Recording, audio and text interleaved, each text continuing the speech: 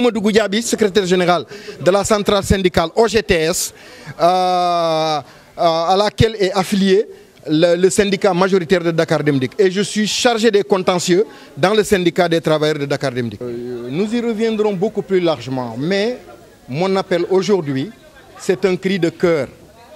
Moussa Diop a été limogé pour mauvaise gestion, parce que si il y avait eu un mini-conseil où on lui demande de faire la reddition de ses comptes, avant même de faire la reddition des comptes, il demande à aller en France le 4 pour revenir le 9 avant de faire sa passation de service.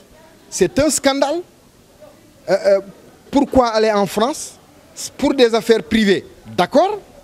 Mais est-ce qu'il ne valait pas mieux attendre après la passation de service pour y aller? Qu'est-ce qui l'amène en France? Est-ce que nous le savons? C'est un citoyen français, il va en France. Est-ce qu'il va revenir? Est-ce que nous le savons? En tout cas, l'histoire de la fameuse histoire de Lamine Diouf, de l'ex-DG de la caisse de sécurité, devait nous donner une leçon. En tout cas, ce que nous appelons aux travailleurs, c'est d'être ensemble. Ils ont lutté, c'est une grande victoire des travailleurs qui voulaient tout simplement sauver leur entreprise. Aujourd'hui, l'histoire nous a donné raison, les autorités nous ont donné raison. Imaginez-vous, quelqu'un qui, entre 2018 et 2019, a dilapidé 61 milliards, 40 milliards de chiffre d'affaires travaillés par les travailleurs, 21 milliards sur injection que l'État a injecté dans nos caisses. Et tu as plus de 600 bus qui sont garés pour panne.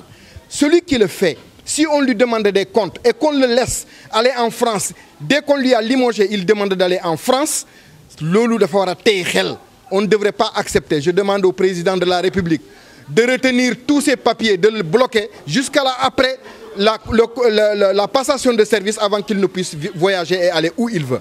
Nous redoutions qu'il ne revienne pas. Nous redoutions qu'on ne sait pas ce qui l'amène en France. On ne peut pas le savoir. On veut que l'on fasse la reddition des comptes des 61 milliards en 2 ans et de toute la gestion, de sa gestion depuis 6 ans avant qu'il ne puisse quitter le territoire.